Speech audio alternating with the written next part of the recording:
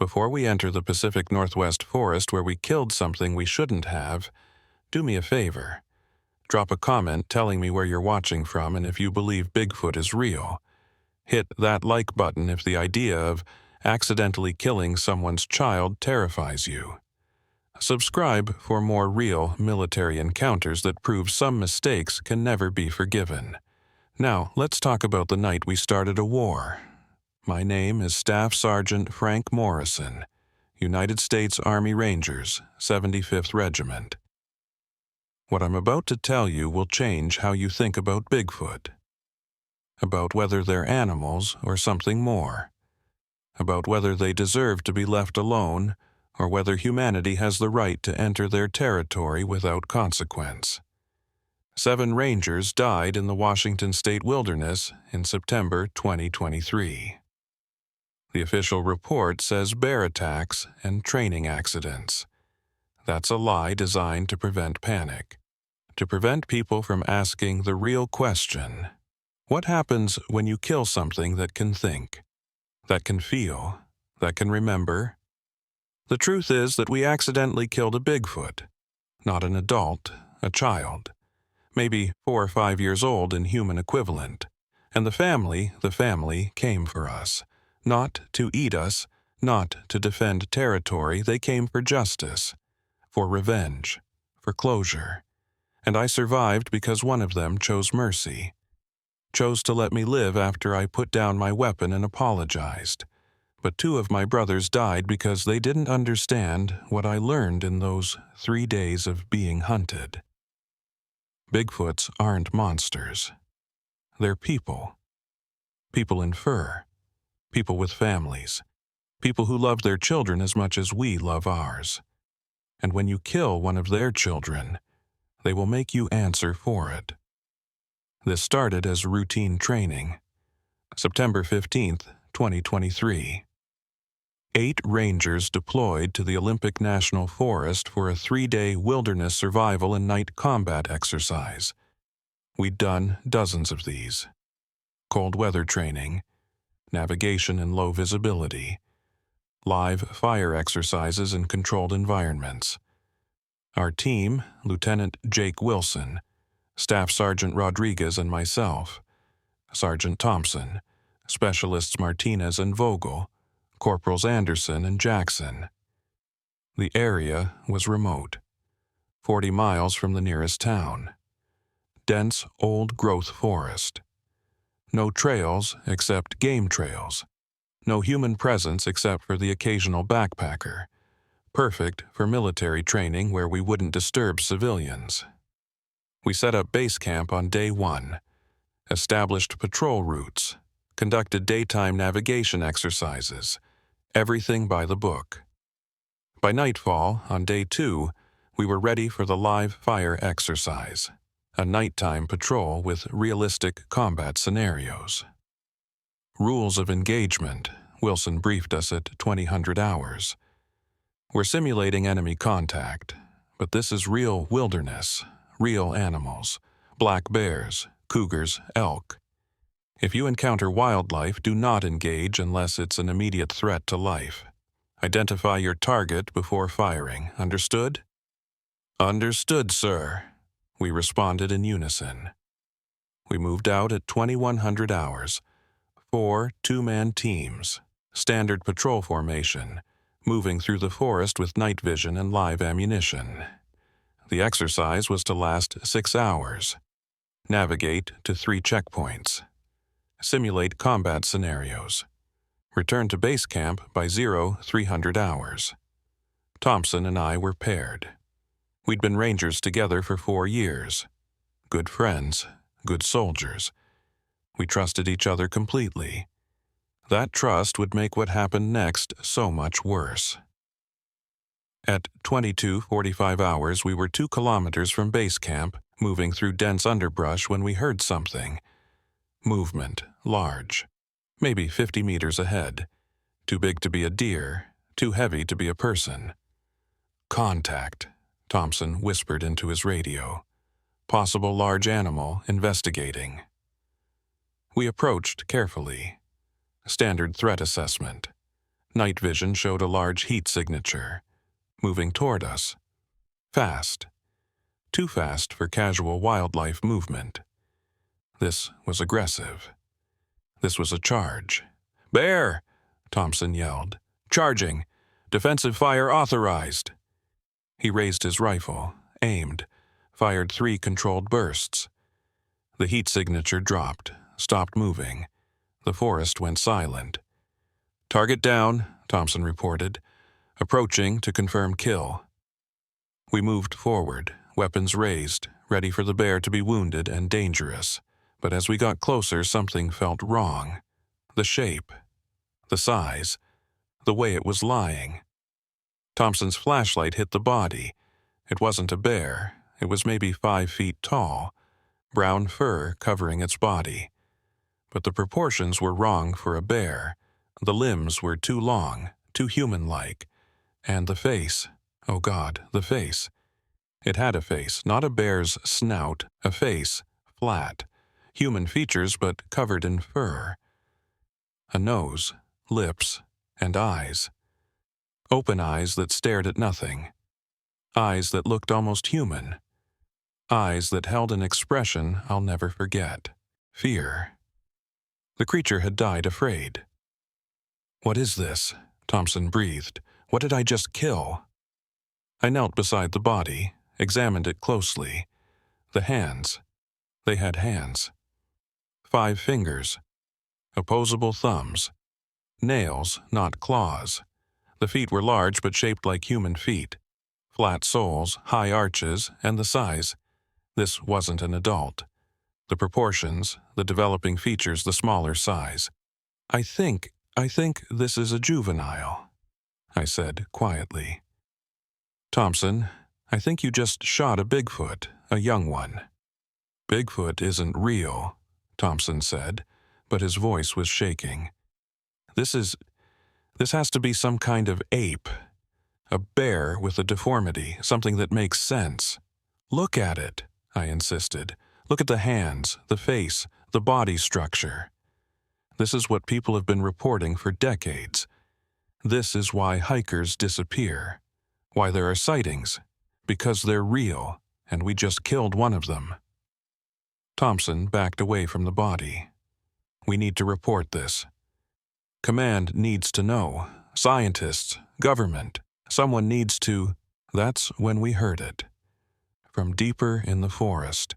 Not an animal sound, not a bear roar or cougar scream. A sound I'd never heard before but recognized immediately because it's universal. It's the same in every species that cares for its young. Screaming, wailing. The sound of grief. The sound of a parent discovering their child is dead. "Oh God," I whispered. "The family. There are more of them, and they just realized..." A shape emerged from the trees. Massive, at least 9 feet tall, 800 pounds of muscle and fur. Male, based on the build. Moving with purpose, with rage barely contained. The alpha. The father, he saw the body, saw his dead child lying in the dirt with bullet holes in its chest. Saw 2 human soldiers standing over it with weapons. The sound he made wasn't a roar.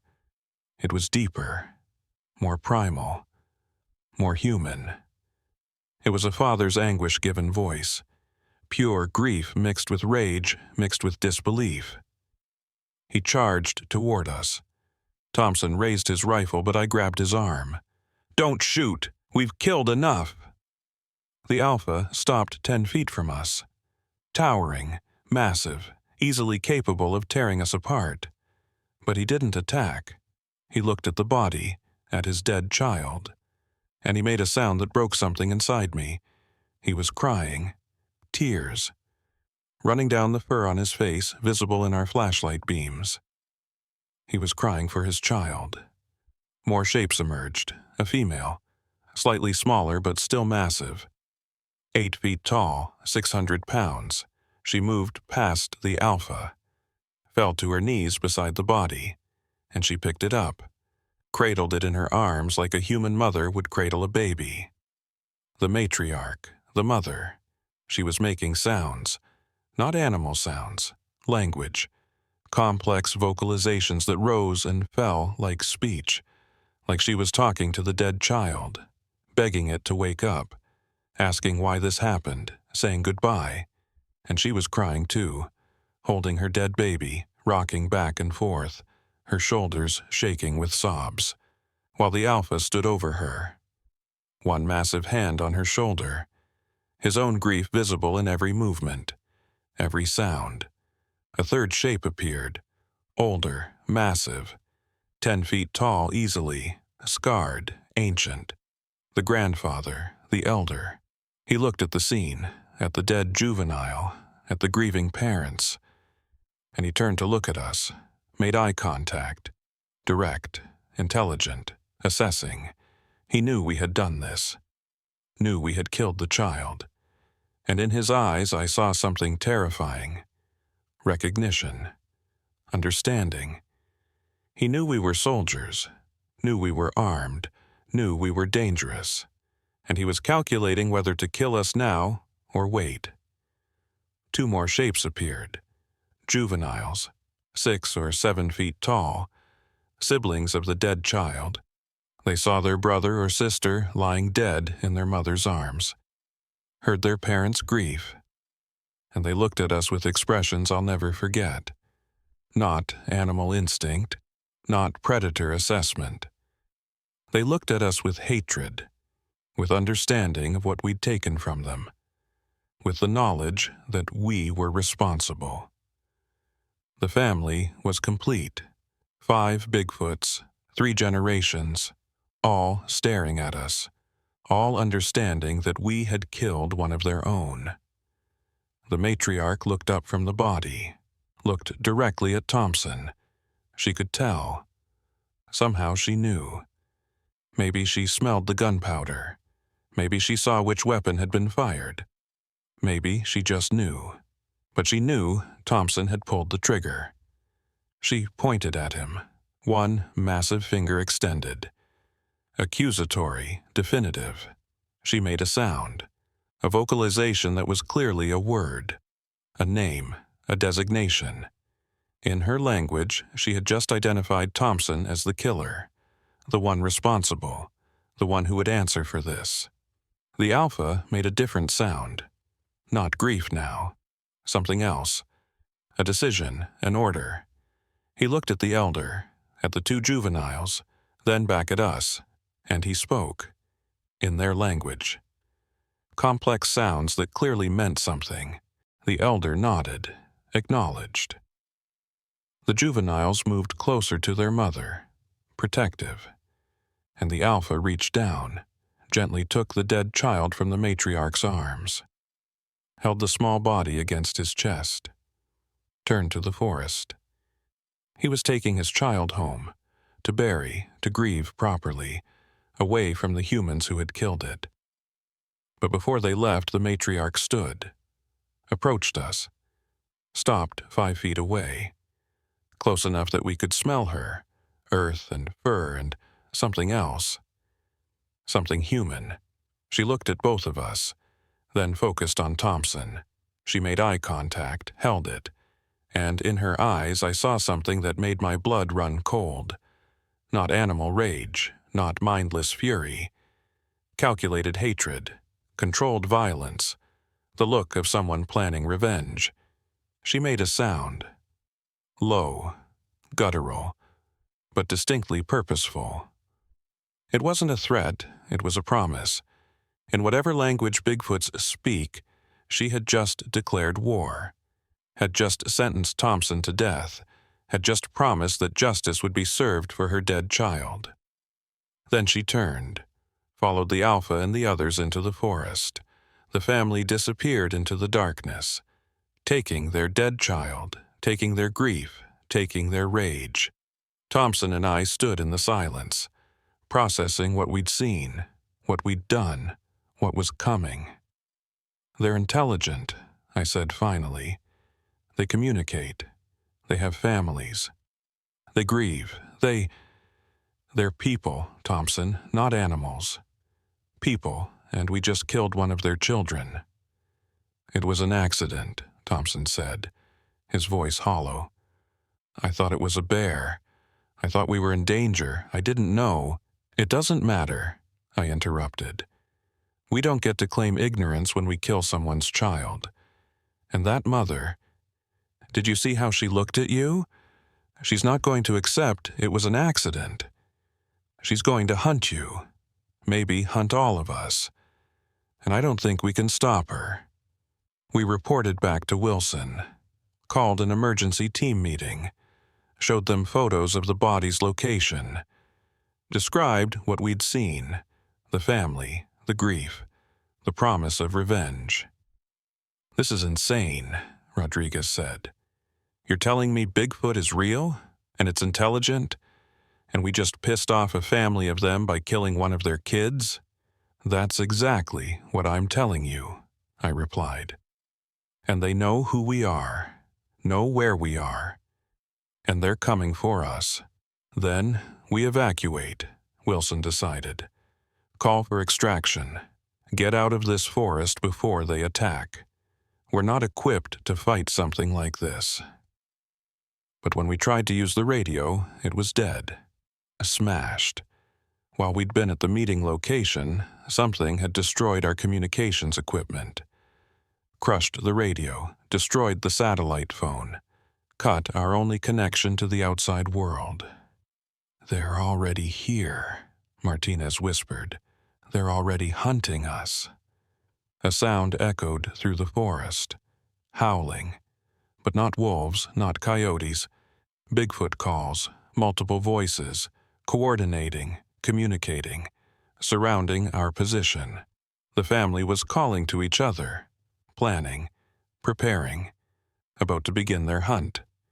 And we had no way to call for help, no way to escape, no way to survive except to fight or run or somehow convince them that we hadn't meant to kill their child. But looking at Thompson, seeing the guilt and fear in his eyes, I knew the truth. The matriarch had identified him, had marked him for death, and nothing we did would change her mind. Thompson was dead. He just didn't know it yet. The question was how many of us would die with him before this was over. The howling continued through the night. Not random, not territorial, coordinated, call and response. The family was communicating, planning, dividing us, hurting us like prey. "They're using tactics," Rodriguez said, listening to the pattern. "That's not animal behavior. They're positioning themselves, surrounding us, cutting off escape routes." "Because they're not animals," I said. "We saw that. They have language, family structure. They grieve, they plan, and right now, they're planning how to kill us." Wilson was checking our equipment, weapons, ammunition, medical supplies, maps. "We have enough to hold out until dawn, then we move to the emergency extraction point, 15 kilometers east. If we can reach it, if we can signal from there, we might survive this." "They'll follow us," Martinez said. "You saw how the mother looked at Thompson. This isn't about territory, this is personal. They want revenge, specifically revenge on him." All eyes turned to Thompson. He'd been silent since we'd returned to camp, sitting apart from the group, staring at his hands. The hands that had pulled the trigger, the hands that had killed their child. "I didn't know," Thompson said quietly. "I saw movement, saw something charging, made a split-second decision. That's what we're trained to do, identify threats, neutralize them. I didn't know it was a child." "It doesn't matter what you knew," Vogel said, not unkindly. "What matters is what they know. They know you killed their child, and they're going to make you pay for it. The question is whether they'll be satisfied with just you, or whether they'll kill all of us." "Then I'll give myself up," Thompson said suddenly. "If they want me, they can have me. The rest of you can escape, make it to extraction. I'll accept whatever they do to me. It's only fair. I killed their child. They have the right to—" "No," Wilson interrupted firmly. We don't sacrifice our own. We stick together, we fight together, we survive together. That's what Rangers do. But I wasn't sure survival was possible. Not anymore. Because at 200 hours, they made their first move. It started with rocks. Not thrown randomly, strategically. Large rocks, 50, 60 pounds, hurled from the darkness. One hit our supply cache, destroyed half our food. Another hit our fuel storage. Ruptured cans made fire-starting materials useless. A third hit Anderson in the shoulder, dislocated it, put him out of commission. They're using tools, Rodriguez said in disbelief. They're throwing rocks like siege weapons. They're trying to disable us without getting close. Fall back to secondary position, Wilson ordered. Defensive circle. Watch all approaches. We moved to a more defensible location. Rocky outcropping, limited approaches, better visibility. But the rocks kept coming, precise, targeted, not trying to kill, trying to demoralize, to show us they could hurt us from distance, that they had options, that they controlled this fight. Then the sounds started. Not howling, something worse, the sounds of a child, crying, calling out, in distress, "Help! Please! Someone help me!" It was the voice of the dead Bigfoot. The child. They were replicating its voice, playing back its death sounds. The cries it had made when Thompson's bullets hit. They'd recorded it, remembered it, and now they were using it as psychological warfare. "That's not real," I said quickly. "It's them. They're mimicking the child's voice, trying to lure us out. Don't respond, don't..." But it was already working. Thompson was standing, moving toward the sound, tears streaming down his face. "I can hear it," Thompson said. "The child. It's calling for help. Maybe it's not dead. Maybe I can save it. Maybe I can fix this." I grabbed him. "Thompson, it's dead. We saw the body. The family took it. This is them. This is bait. Don't fall for it." But the psychological damage was done. Thompson knew intellectually it was a trap. But emotionally, he was broken. He'd killed a child. And now he was hearing that child crying, begging for help. His mind was fracturing under the guilt. At 300 hours, they separated us. It was subtle, professional. They used the terrain, used our own defensive formations against us, made sounds from multiple directions, forced us to spread out to cover all approaches. And in that brief moment, when we were divided, 5 meters between groups instead of 2, they struck. A massive shape emerged from the darkness. The Alpha. He grabbed Jackson, who was on the western perimeter, and dragged him into the forest before anyone could react. Jackson's scream cut off abruptly, then silence. We ran to his last position, found drag marks, blood. Jackson's rifle, bent in half like it was made of plastic. The Alpha had taken him alive, and we could hear sounds from the forest.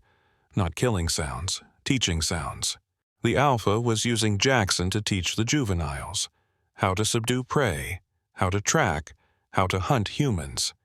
This wasn't about eating. This was education. The family was training the younger generation, showing them how to deal with humans who threatened them. Jackson's screams lasted maybe 5 minutes, then stopped. The Alpha emerged from the trees, alone, made eye contact with us, and in his eyes, I saw something terrifying.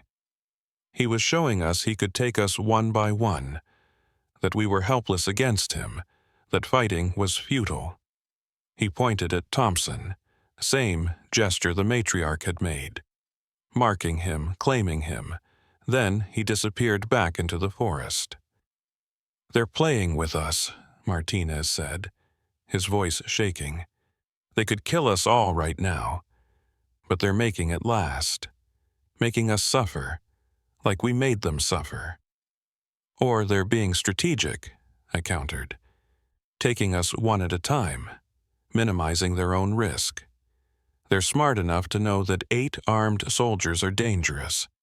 But if they pick us off individually, control the engagement, they win with minimal risk to their own family. At 0400 hours, Rodriguez left to scout our escape route. Wilson ordered him to stay within visual range, but the forest was dense. Rodriguez disappeared behind a tree line. And that's when we heard it. Not Rodriguez screaming. Rodriguez talking. Calmly, conversationally. "It's okay, I understand. You're just protecting your family. I would do the same if someone killed my child. I'm not going to hurt you. I'm putting down my weapon. See? No threat. We can—" A crack, like a tree breaking. Then silence. Rodriguez had tried to negotiate. Tried to reason with them. Tried to surrender peacefully. And they'd killed him anyway. Snapped his neck. Left his body visible from our position. A message. Talking won't save you. 6 Rangers left. Wilson, Thompson, Martinez, Vogel, Anderson, wounded, and myself. 6 people being systematically eliminated by a family seeking justice for their murdered child. "We need to move now," Wilson said. "Forget waiting for dawn. We move in darkness. We reach extraction or we die trying. Because if we stay here, they'll take us one by one until Thompson is the only one left. And then they'll make him watch us die before they kill him." We moved out at 0430 hours. 6 Rangers, 1 wounded, moving through hostile territory controlled by creatures that knew every trail, every sound, every hiding place. We made it 2 kilometers before they attacked again. This time it was the matriarch. The mother, she'd been waiting, patient, watching our route. And she wanted Thompson specifically. She came out of the darkness like a nightmare. 8 feet of grief-driven rage. She ignored the rest of us, focused entirely on Thompson, the one who'd pulled the trigger, the one who'd killed her baby. Thompson raised his rifle, fired, hit her center mass, 3 rounds. The matriarch staggered, black blood sprayed, but she kept coming. The bullets had hurt her but hadn't stopped her. Her rage was stronger than her pain. Wilson opened fire, so did I. So did Martinez. We pumped rounds into her, dozens of hits. She should have been dead, should have been torn apart. But she kept advancing, kept reaching for Thompson, kept making sounds that were clearly words, clearly accusations, clearly a mother's fury given voice. Thompson backed up, tripped over a log, fell. The matriarch was on him instantly, one massive hand around his throat, lifting him off the ground, holding him at eye level. She looked at him, really looked at him, and Thompson did something I'll never forget. He stopped struggling, looked back at her, and spoke. "I'm sorry," Thompson said, tears streaming down his face. "I'm so sorry. I didn't know. I didn't mean to. I would take it back if I could. I would give my life to bring your child back. I'm so sorry." The matriarch tilted her head. Listening, understanding. The forest went quiet. We'd stopped firing. We couldn't shoot without hitting Thompson. The other Bigfoots had stopped moving. The alpha and elder were visible at the tree line, watching. The juveniles were behind them, learning. This was a moment, a decision point. Would the mother accept the apology? Would Thompson's genuine remorse mean anything to a creature mourning her child? The matriarch made a sound, softer than the rage sounds, almost sad. She touched Thompson's face with her free hand, gently, like she was checking if he was real, if his tears were real, if his guilt was real. Then she tightened her grip on his throat, and she spoke in English. Broken, accented, but clear, understandable. Learned from decades of listening to humans in the forest. You kill my baby. She knew English. They'd been learning, watching, listening, understanding us for years, decades. And now she was using our language to make sure we understood, to make sure Thompson knew exactly why he was dying. Thompson nodded, still crying. Yes, I killed your baby, and I'm sorry. I'm so sorry. The matriarch's hand tightened more. Thompson's face went red, then purple. He wasn't fighting, wasn't struggling, and he was accepting it, accepting punishment for what he'd done. We should do something, Martinez whispered. We should... No, I said quietly. This is justice. Thompson killed her child. She's entitled to this. And if we interfere, if we attack her, they'll kill all of us. This is the price. We let her have what she's owed. Wilson looked at me, looked at Thompson, dying in the matriarch's grip, and he lowered his weapon, made a hand signal. Stand down. All of us.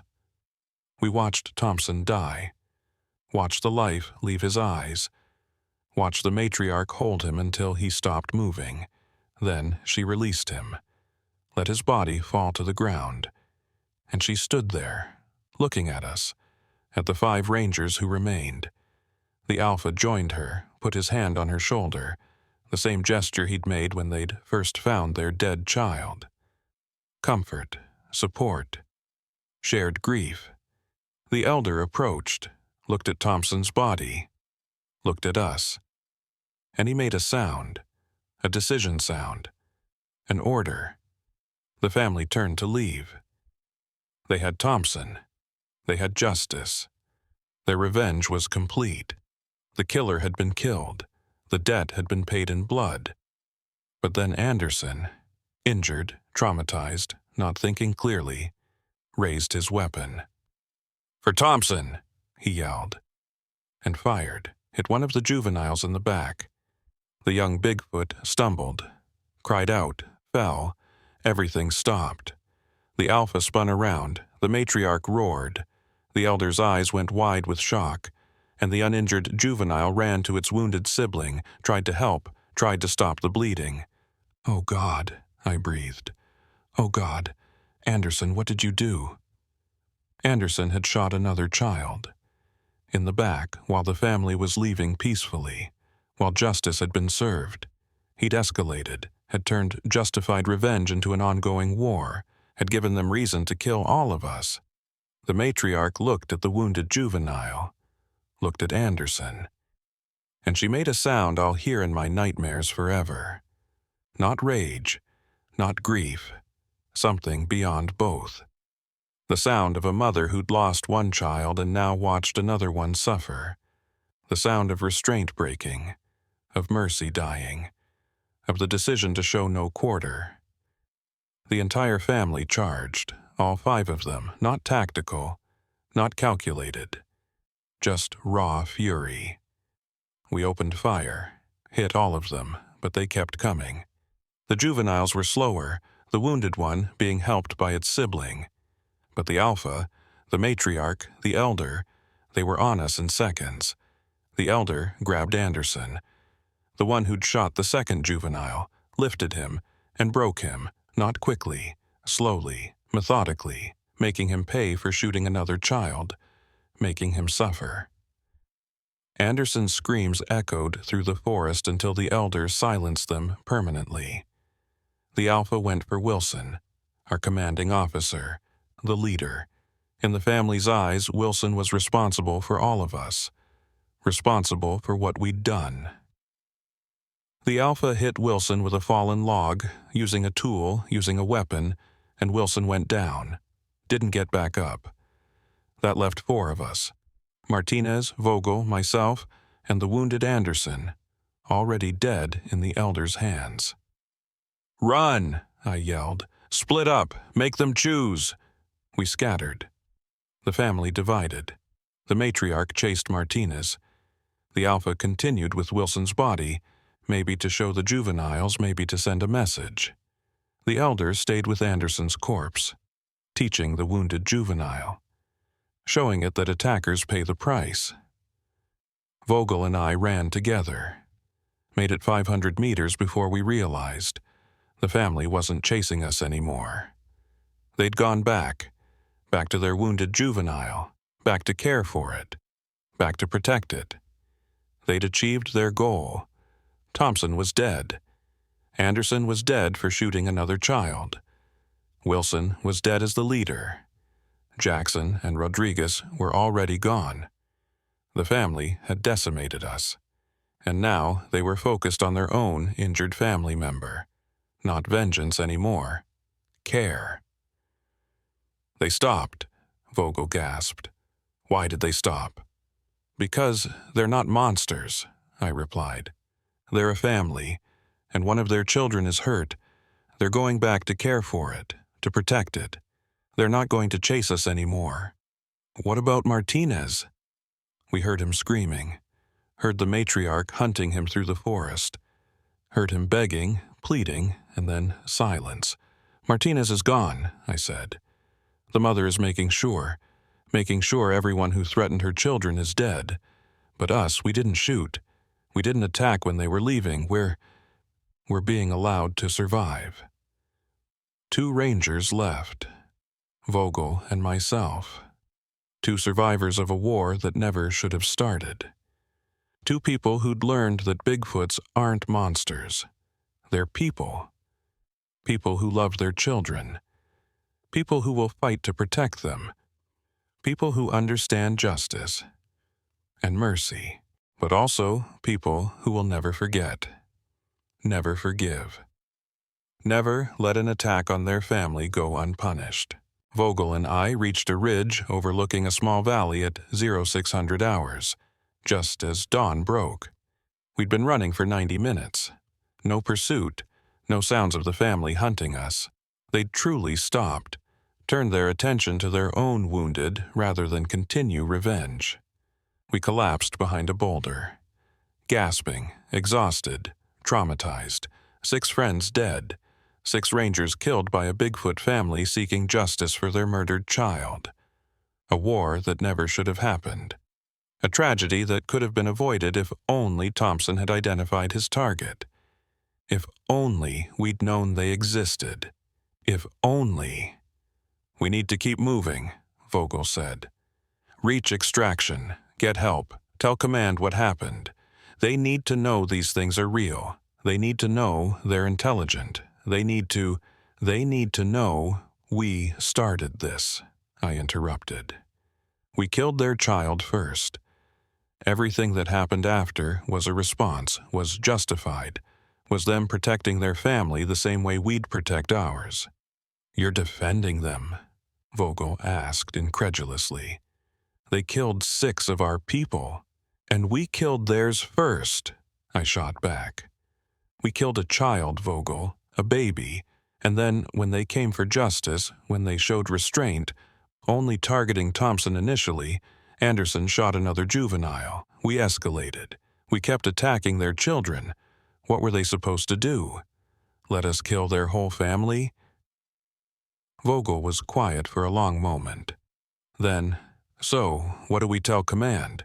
That Bigfoot exists? That they're intelligent? That we accidentally started a war with them and they were justified in killing us? We tell them the truth, and we tell them to stay out of this forest, to leave these creatures alone, because if humans come looking for them, if we try to capture them or study them or hunt them, they'll fight back, and they'll win, because they know this terrain. They're stronger than us, faster than us, and they're willing to do whatever it takes to protect their family. We rested for another hour, treated our minor injuries, rationed our remaining supplies. Then we prepared to move toward the extraction point, 10 kilometers northeast. If we maintained a good pace, we could reach it by mid-afternoon. If the helicopter responded to our emergency beacon, which we'd activated from this ridge, we might be extracted by evening, if the family didn't change their minds about letting us live. At 0800 hours, as we prepared to move out, Vogel grabbed my arm, pointed down into the valley below our position. Movement, multiple figures, large. I pulled out my binoculars, focused on the valley floor, and what I saw made my breath catch. The family, all 5 of them, the alpha carrying something wrapped in leaves and fur. The matriarch beside him. The elder leading. The 2 juveniles, one limping from Anderson's bullet, following behind. They were moving in procession, formal, ritual, and they were heading toward a specific location in the valley. A clearing surrounded by ancient trees. A place that looked prepared, like it had been used before. "What are they doing?" Vogel whispered. I think they're having a funeral." We watched from the ridge. We should have been running. Should have been putting distance between us and them, but something made us stay, made us watch, made us witness what came next. The family reached the clearing.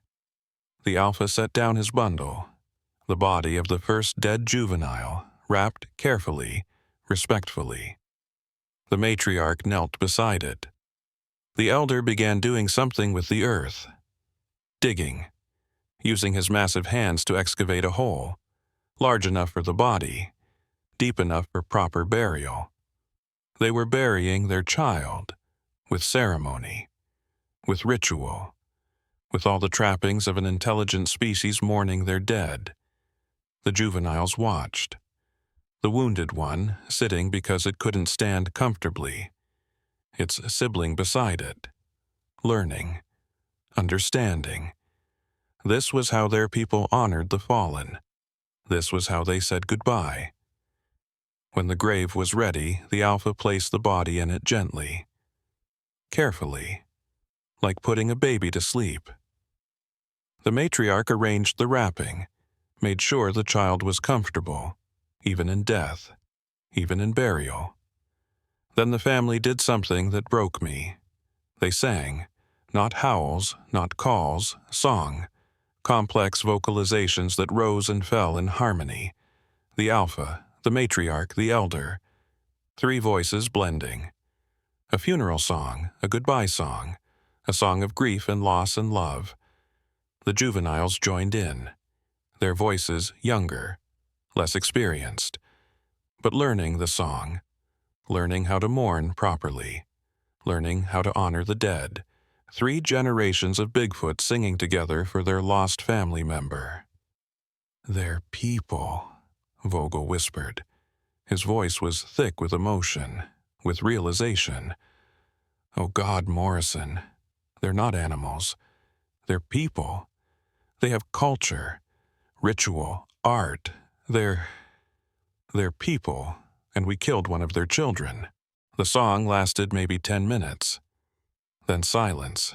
The family stood around the grave, each one taking a turn, touching the body one last time, saying something, words in their language that we couldn't understand but whose meaning was universal. "Goodbye.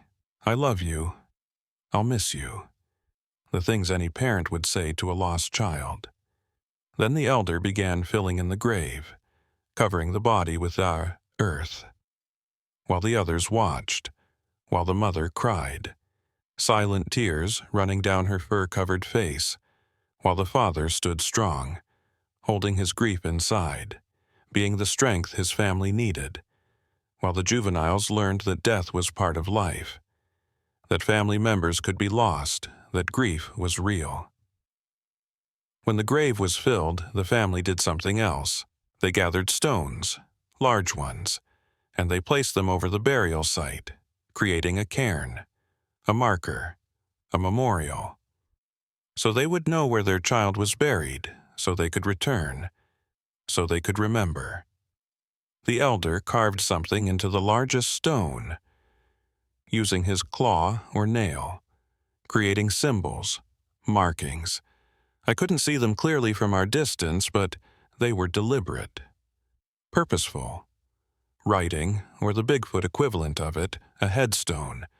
They'd created a headstone for their dead child. "We need to document this," Vogel said, pulling out his phone to take photos. "Command needs to see this. Scientists need to know. The world needs—" "No," I said firmly. Grabbed his phone. "We're not documenting this. We're not showing this to anyone. Because if the world knows, if scientists learn they're real and this intelligent, they'll come.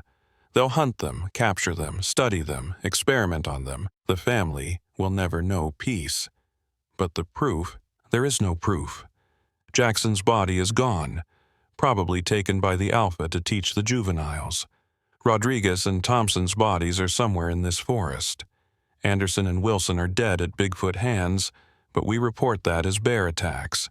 We tell Command it was bears, multiple bears, aggressive bears, and we recommend this entire area be closed to military training permanently.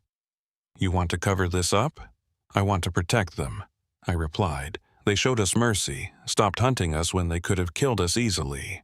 Went back to care for their wounded instead of pursuing revenge. They chose compassion over vengeance. The least we can do is keep their existence secret. Keep them safe from humanity's curiosity." Vogel struggled with it, then nodded slowly. "Okay, we report bears, training accident, equipment failure, whatever keeps people out of this forest, whatever protects them." The family finished their ritual. The mother placed one last stone on the cairn, touched it gently. Then they turned to leave, the elder leading, the alpha and matriarch side by side. The juveniles behind, the wounded one leaning on its sibling for support. They were heading north, deeper into the wilderness, away from human territory, away from the danger we represented, going home to heal, to mourn, to rebuild their family after losing one member and nearly losing another. And then the elder stopped, turned, looked directly at our ridge, directly at our position. He'd known we were there, the whole time. They'd all known. Had chosen to perform the funeral despite our presence. Had allowed us to witness their grief, their humanity, their ceremony. Why? Why let us watch? Why not drive us away or kill us while we were distracted? The elder raised one massive hand, not threatening, not aggressive. A gesture that was clearly intentional, purposeful. He pointed at us, then at the grave, then at the path leading out of the valley. North, away from human territory. The message was clear. Remember what you saw. Remember what you did. Remember what it cost. And never come back. This is our home, our territory, our family's resting place. Stay away. Leave us in peace, or next time we won't show mercy. Then he turned and followed his family into the forest.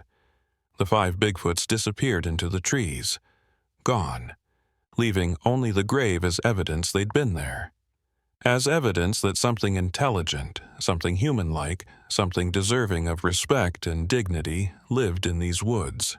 Vogel and I sat in silence for a long time, processing what we'd seen, what it meant, what we'd learned about a species that shouldn't exist but clearly did.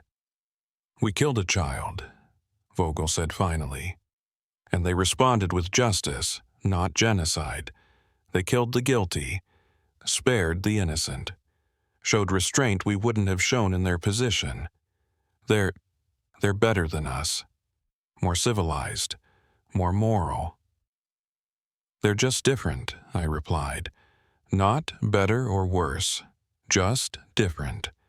Living by different rules, different customs, but understanding concepts like justice, like family, like grief, like mercy, all the things that make someone a person, not an animal." We moved out at 0900 hours, headed for extraction. Made good time now that we weren't being hunted. No sounds of pursuit, no sense of being watched. The family had truly let us go, had declared the war over. Thompson was dead. Justice was served. The debt was paid. The remaining humans could leave in peace. We reached the extraction point at 1400 hours, activated our emergency beacon, waited for the helicopter, used the time to get our story straight, our official version, the one that would protect the family, keep them secret, keep them safe.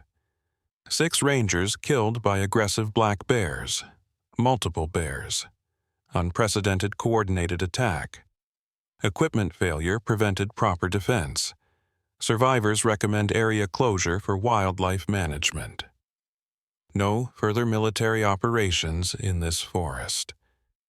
Period. It was a lie, but it was a necessary lie, a protective lie, a lie that honored the mercy the family had shown us.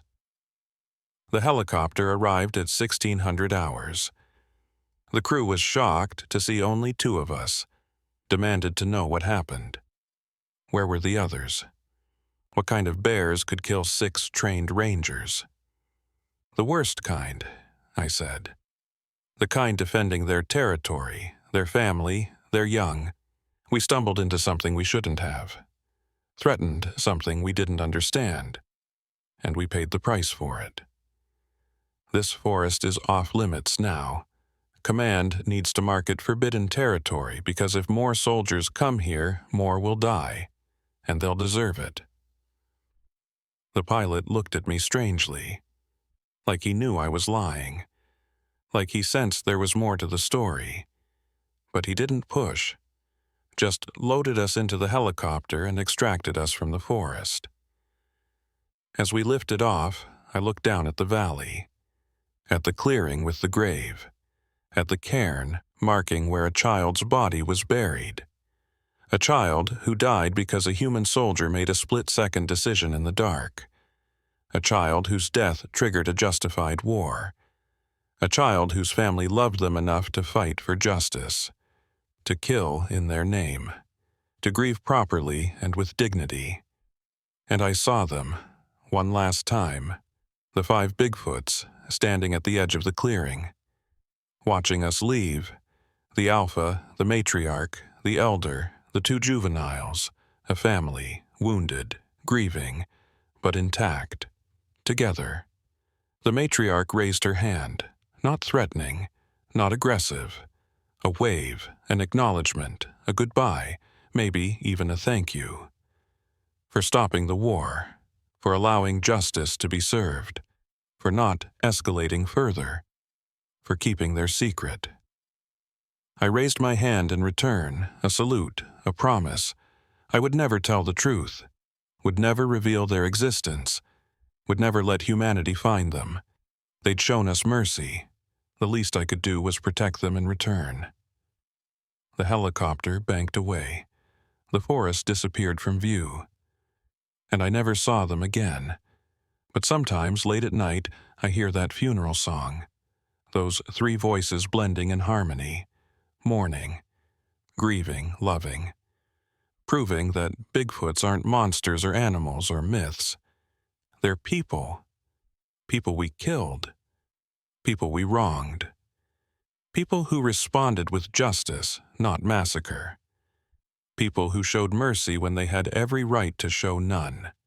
And people who taught me the most important lesson I've ever learned. Just because you have the power to kill doesn't mean you have the right. Just because something is different from you doesn't mean it's not a person. Just because you don't understand something doesn't mean it doesn't deserve respect and dignity. 6 rangers died learning that lesson. I survived to remember it, and to make sure no one else ever makes the same mistake we made. The official debriefing lasted 3 days. Military investigators, wildlife experts, behavioral specialists, everyone trying to understand how 6 trained Army Rangers could be killed by bears in a controlled training environment. Vogel and I stuck to our story. Aggressive black bears, multiple animals, coordinated attack patterns we'd never seen before, Equipment malfunction that prevented effective defense. Bad luck. Wrong place. Wrong time. Recommend area closure. No further questions. They wanted to send a recovery team, retrieve the bodies, conduct proper investigation. But I argued against it. The bodies are gone. The bears dragged them away, consumed them. There's nothing to recover, and sending more people into that forest will just create more casualties. The bears have a taste for humans now. They're territorial. They're dangerous.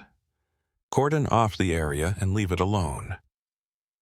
Eventually, Command agreed.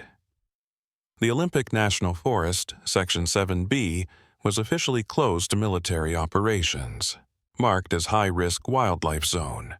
No human entry authorized without special dispensation. The area where the family lived would be left alone. Protected, ironically, by the lie we told to protect them. Vogel and I were awarded Purple Hearts, given medical leave, offered counseling for trauma, praised for surviving impossible circumstances, held up as examples of rangers who'd endured against overwhelming odds. I felt like a fraud every second of it. We hadn't fought impossible odds. We'd fought a family defending their children, and they'd shown more restraint than we deserved. More mercy than I would have shown in their position. Thompson had killed their child. They'd killed Thompson. That should have been the end. But Anderson had shot another juvenile, had escalated, had given them reason to kill more of us. And even then, even after we'd attacked their children twice, they'd let Vogel and me live. How many human armies would show that kind of restraint, that kind of precision, that kind of justice tempered with mercy? I couldn't sleep for months. Every time I closed my eyes, I saw the matriarch cradling her dead child, heard her crying, saw Thompson dying in her grip while whispering apologies, watched the funeral ritual, heard the song, saw the cairn being built stone by stone. They weren't monsters, they were people, and we'd killed one of their children, and the world would never know, could never know. Because if the truth came out, the family would be hunted, captured, destroyed. Vogel struggled too. He'd taken the photos he'd tried to capture during the funeral, deleted them all, every image, every proof. We'd agreed to keep the secret, to protect them, to honor the mercy they'd shown. But he called me 6 months later. His voice was shaking. "Morrison, I need to tell someone. I need to confess. This secret is killing me. The lies, the cover-up. 6 of our brothers dead, and we're lying about how they died. It's not right. It's necessary."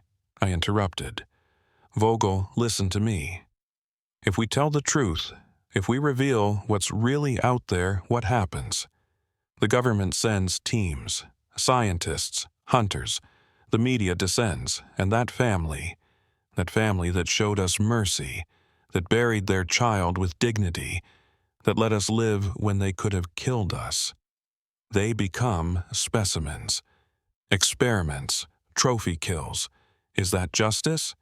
Is that honoring Thompson's death, honoring what we learned?" Vogel was quiet for a long time, then, "So we just live with it? Live with the guilt? Live with knowing what's out there and never telling anyone?" "Yes, that's exactly what we do. We protect them the way they protected us, by stopping when they could have continued, by choosing justice over vengeance, by being better than we were." Vogel stayed quiet after that, kept the secret, lived with the guilt. Last I heard, he'd left the military, moved to Alaska, works as a wilderness guide now, teaching people to respect nature, to understand that humans aren't the apex predator everywhere, that some places belong to others, that we're visitors in their home, not conquerors.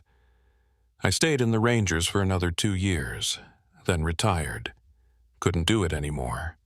Couldn't train to kill when I knew that killing should be a last resort, that creatures we don't understand might deserve life, might deserve respect, might deserve to be left alone. I moved to Washington State, not close to the forest, but close enough to remember, close enough to feel like I was keeping watch, making sure no one accidentally stumbled into that territory, making sure the family could live in peace. 5 years after the incident, I broke my promise to myself. I went back, not into Section 7B, not into their territory, but close, to the edge, to the boundary. I needed to know. Were they still there?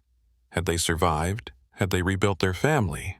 Or had we damaged them so badly that they'd moved on, abandoned their home, been forced to start over somewhere else? I hiked to the ridge where Vogel and I had watched the funeral, set up camp, waited, watched, just for a day, just to see if there were any signs. At dawn on my second day there, I saw them, the family, distant, moving through the valley. I counted the shapes through my binoculars. 7 Bigfoots. The alpha, still leading, still massive, still protective. The matriarch, beside him, still strong, still watchful. The elder, moving slower now. Age catching up even to creatures that seemed timeless. The 2 juveniles from 5 years ago, now adults themselves, fully grown, independent, and 2 new shapes. Small, young, new juveniles, new children. The family had grown, had healed, had brought new life into the world despite their loss, despite what we'd done to them. They'd moved forward, survived, thrived, and I felt something I hadn't felt in 5 years. Relief, hope, gratitude. They were okay. They'd recovered, they'd honored their dead, and embraced their living. They'd done what families do: endure, adapt, continue. I watched them for an hour, saw the new juveniles playing, tumbling over each other like puppies, like children, learning to climb, learning to track, learning from their elders how to be Bigfoots, how to survive in the wild, how to avoid humans, how to protect themselves. And I saw something else. The adults teaching the juveniles, specifically teaching them. The matriarch would point to something, a footprint, a broken branch, a disturbed area, and the juveniles would examine it, learn from it.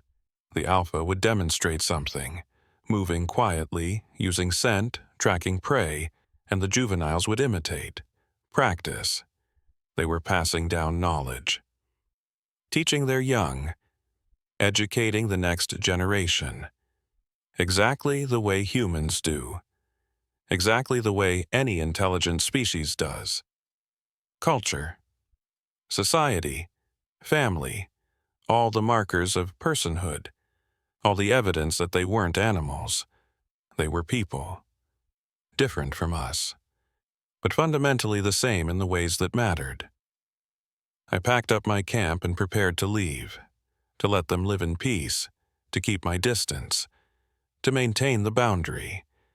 But before I left, I hiked to the clearing, the funeral clearing, the place where they'd buried their first dead juvenile, where they'd held the ceremony, where they'd sung the song.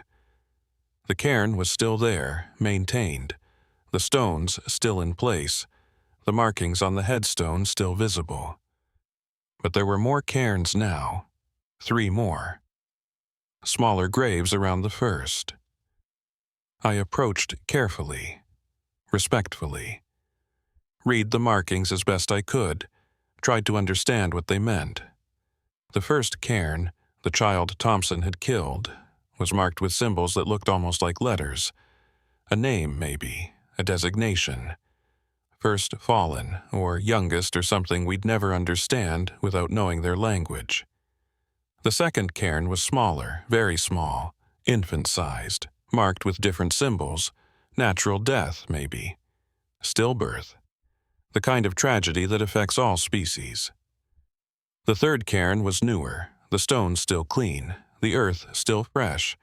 Another child, dead within the past year, and the symbols carved into its headstone made my blood run cold.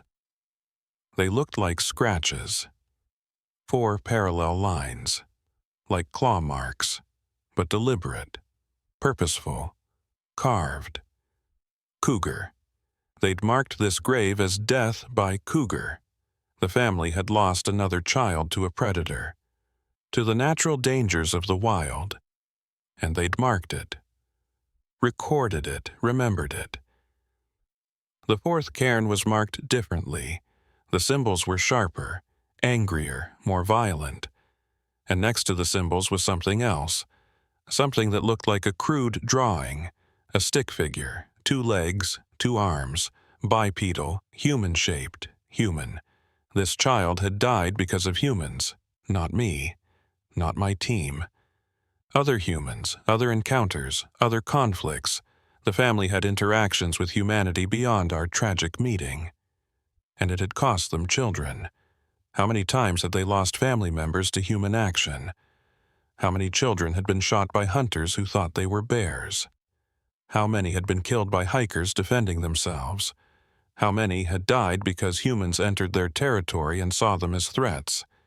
And yet they didn't attack settlements, didn't raid towns, didn't wage war on humanity as a whole.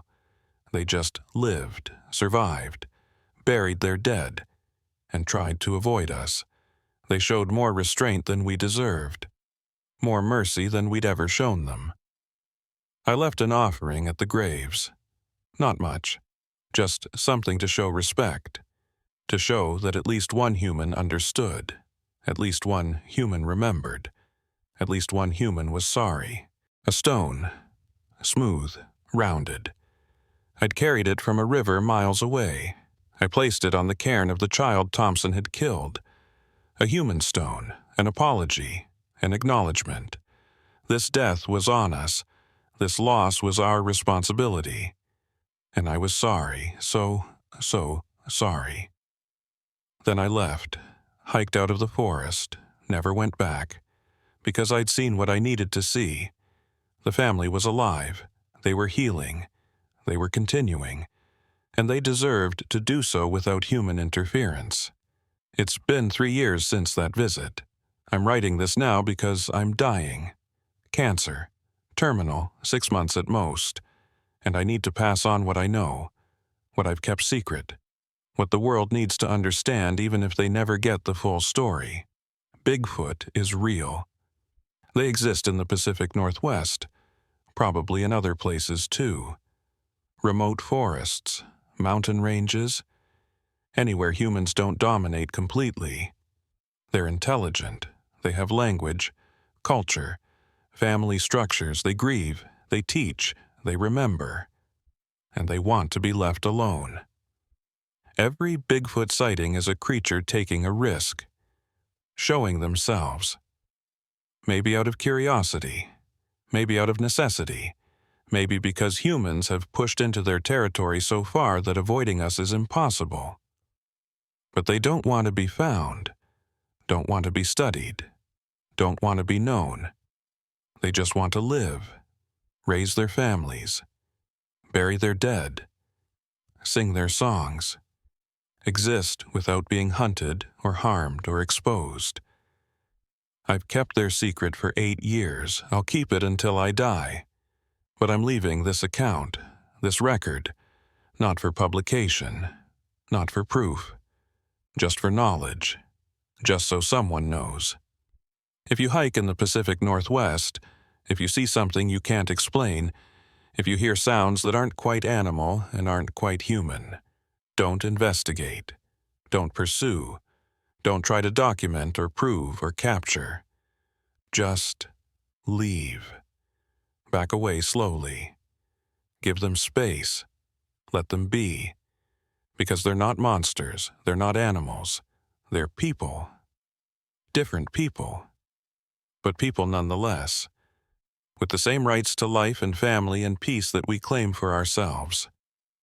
6 rangers died because we didn't understand that, because we entered their home, killed their child, and faced the consequences. The family showed mercy, showed restraint, showed justice tempered with compassion, showed that even in grief and rage, they were capable of choosing who deserved death and who deserved life. They were better than us, more moral, more civilized, more worthy of respect. I survived because of that mercy, because they chose to let me live, to let Vogel live, to stop the war when it could have continued, to prioritize healing over revenge once justice was served. I owe them everything. I owe them my life. I owe them my silence. I owe them protection from a world that would destroy them if it knew they existed. This is my final testimony, my confession, my warning, my plea. Leave them alone. Respect their territory, honor their existence without demanding proof. And if you ever encounter them, remember, you're in their home.